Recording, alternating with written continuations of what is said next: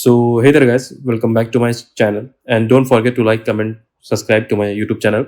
And in today's video, I'm going to analyze the Hindu newspaper dated 17 June 2024. And in today's video, I'm going to discuss the important articles of the Hindu newspaper, that is Madhya Pradesh High Court decision on Special Marriage Act and the rising cases under POSH Act on Council of Minister and Pakistan using fall on its social media platform. And I'm also going to discuss the article on G7 and what was the outcome that the countries have reached in the G7 summit. Okay, so without wasting our time, let's get started. So the first article that I'm going to discuss is G7 and what is IMEC. Okay, yeah.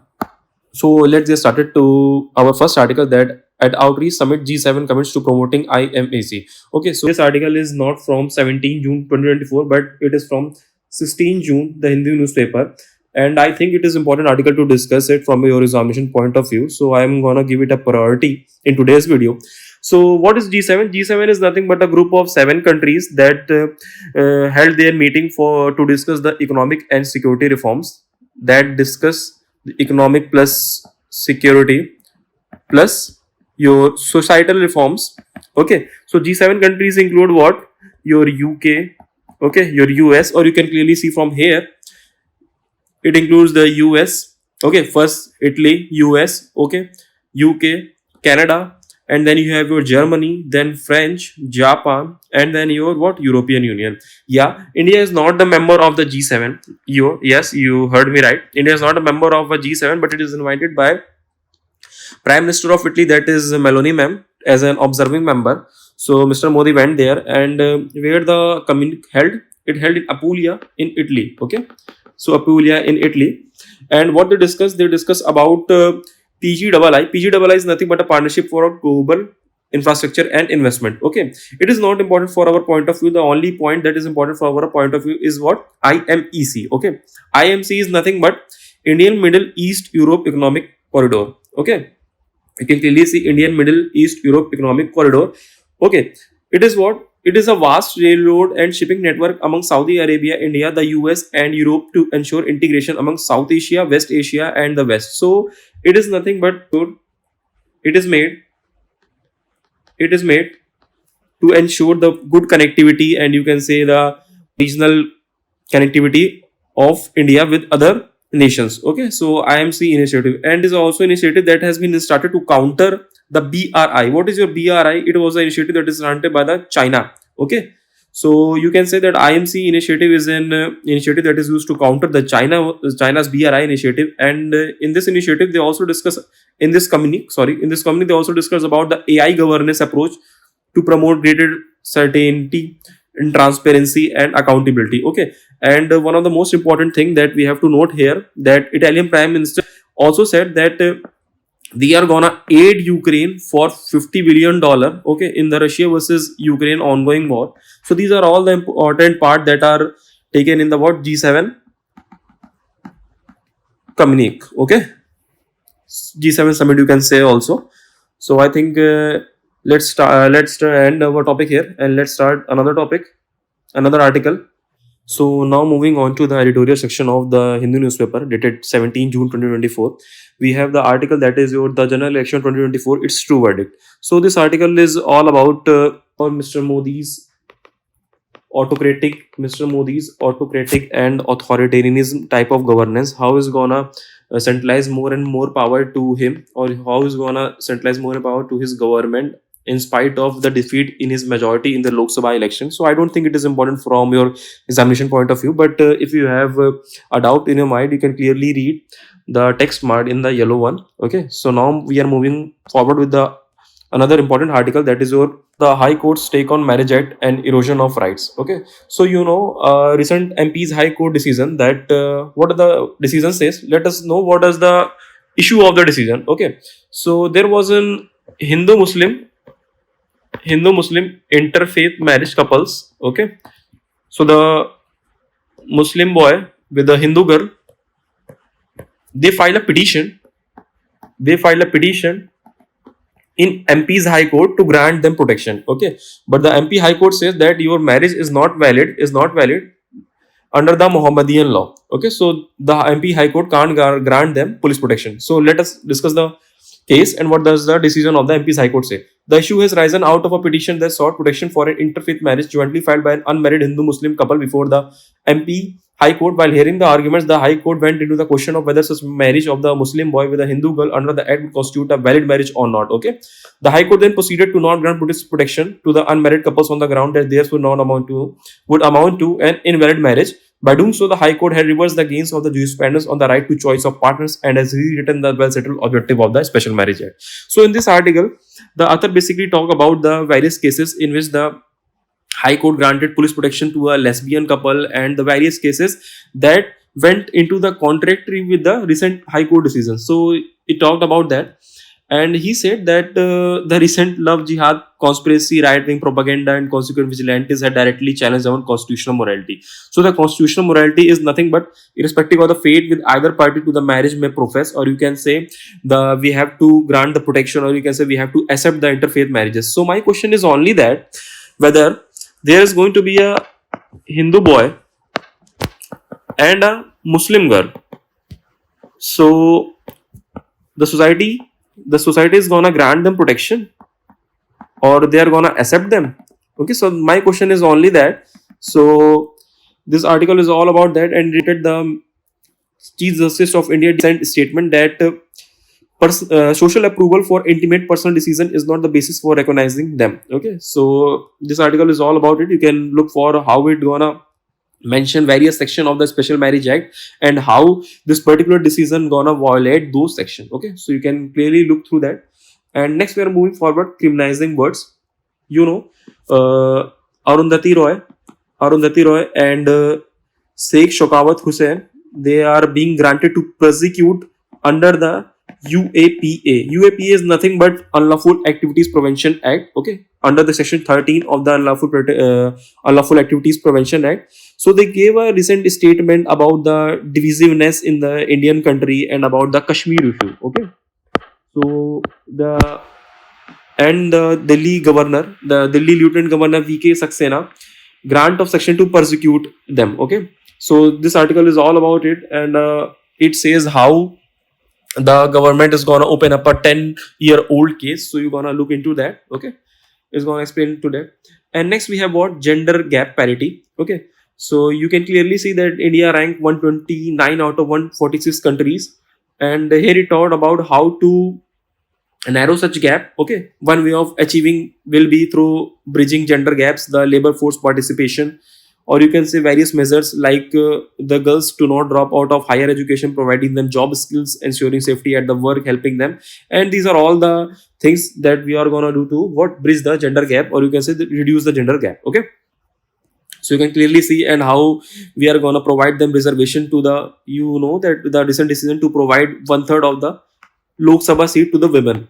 It also talk about it and how gonna cover up the gender parity gap. Okay, so we have covered all the articles of the editorial section. So now moving on to other one.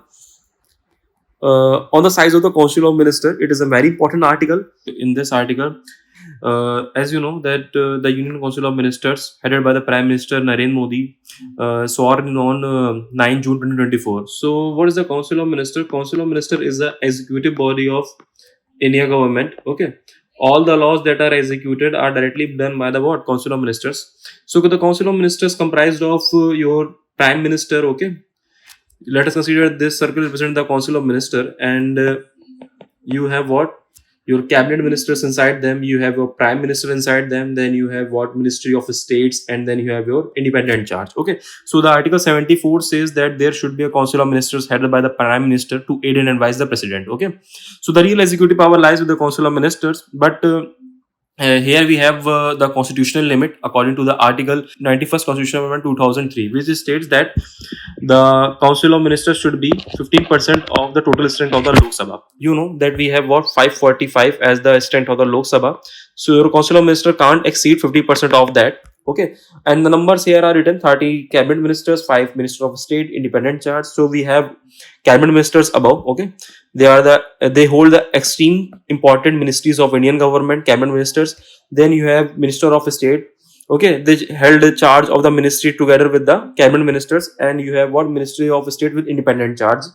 Okay, so and what are the issues regarding that? There is the office of the parliamentary secretaries, and they are the various states that use what they appoint MLAs to the position of ministries under the guise of parliamentary secretary to circumvent constitutional limits. On the constitutional limit, that is going to be 50% of the Lok Sabha, or you can say the state legislative assembly. So various states do what? They assign MLAs to the post of the parliamentary secretary. So they has to be vigilant on that. And second is what, there are very small states like Jammu and Kashmir, and the limit of the 10% is gonna provide hindrance to its population representative. So you have to reconsider these two issues for that. Okay, next we have what? Solid waste management cess, and the recent decision by the Bruhat Bangalore Mahangara Palika that there has to be a cess of rupees 100 per month. Okay, rupees 100 per month, because the urban local bodies have to levy some cess for their waste management under the 2016 rules. And you can clearly see what they do basically packaging, collection, transportation together, and processing and disposal together. So these are all that. And what is the solution for that? Although collection and transportation of waste generate no revenue, several strategies can reduce overall expenditure on what the first thing to segregate of waste as source. But what you can do, you can segregate the waste you are going to receive at only at the resource. There is no going to be done after the transportation of that. And second, information, education, and awareness to prevent open littering, and asking bulk waste generators to process their own waste. So these are all the ways you can help us to reduce the cess they are going to levy rupees 100 for that. Okay, so I think I discussed that concept here. And next, we are moving forward with the rising cases under POSH Act. Okay, to better reporting. It was the Sexual Harassment of Women Workplace Prohibition and Redressal Act that was introduced in 2013 to prevent the women and to protect it against workplace sexual harassment. Okay, so the article talks about that, and we clearly see. I think it is also important from your examination point of view. Okay. Okay, more and more girls are getting into the STEM. STEM is nothing but science, technology, engineering, and mathematics. And the women are going to land in the corporate sector, you can say the IT sector. Okay, so but you can also clearly see here the percentage of employee who leave an organization is also higher among women. So the women leave the organization at the chance higher than those on their male counterpart. Okay, because they have many reasons for that, like you can have societal pressure, pregnancy, post pregnancy, work life balance. Okay, so you can also say that the workplace harassment, verbal sexual abuse, or also many other things gonna play a role in their exits. Okay, so here are all the graph you can see. Number of post complaints filed in select IT companies. You can see TCS. Okay, you can see Infosys. You can see Wipro. You can see HCL. And the chart shows the share of men who think a wife should have an equal or greater share than her husband in specific decision. These are all showing. Okay, so I think this article is also important for from your chart reading graphical point of view. Okay, so you can clearly see what are the various post cases registered under the different IT sector, and how your a woman who allowed to go home. Okay, the market, the health facility, place outside, all three factors. So you can clearly see what is going to be the drawback of the graph. Who come to work among lack of freedom to travel and lack power to make major decision on their own will accuse a man of sexually harassing them at their job, especially if their husband is jealousy and their suspicion or willing to punish them. Okay, so these are all the drawback of the graph. And there are also going to be a drawback of the POSH Act, that in spite of many such activities, many such firms haven't still constituted internal complaints committee. There has to be a fast process of internal complaint committee, so that a woman files her case into the committee will probe into that faster, and launch date, it's all grievances, and it's your what limitations. Okay, so now moving on to the another article, your final one. It's Pakistan using a firewall to censor social media platforms. Okay, so let us discuss about that. Pakistan, our first son. Okay, so wall to censor. Okay, let us understand what is a firewall. Firewall is nothing but a wall to prevent the traffic, or you can say the citizens, from accessing your sensitive data. Or you can say, if you want to hide, if a government want to hide some data from the citizens, they are going to use a firewall. Okay, so it is taking help from its China, its second father. Okay, to build the firewall for that. And how people life are going to be affected by that, because there are going to be a restriction on that. Various journalists, various freedom activities are going to be hampered by that, and there is going to be a tough competition among firewall service providers, or who's going to restrict more activities of the citizens and something like that. And here you can clearly see, in 2012 the country's government blocked around 20,000 websites including YouTube. Okay, so my view is that if you're gonna press a spring using more force, and then there is going to be a conclusion that this spring is gonna bounce back with a greater force. So I think I'm gonna end my analysis here, and don't forget to like, comment, and subscribe to my YouTube channel. I know the analysis is going to be short and brief. I don't wanna do it lengthy because I know you don't have enough time to read the analysis 40 to 45 minutes. So I'm gonna cover all the important articles in 15 to 20 minutes of the Hindu newspaper daily. And don't forget to like, comment, and subscribe to my YouTube channel, and share this among the needy ones. Thank you for that. We are gonna meet in tomorrow's video. Thank you.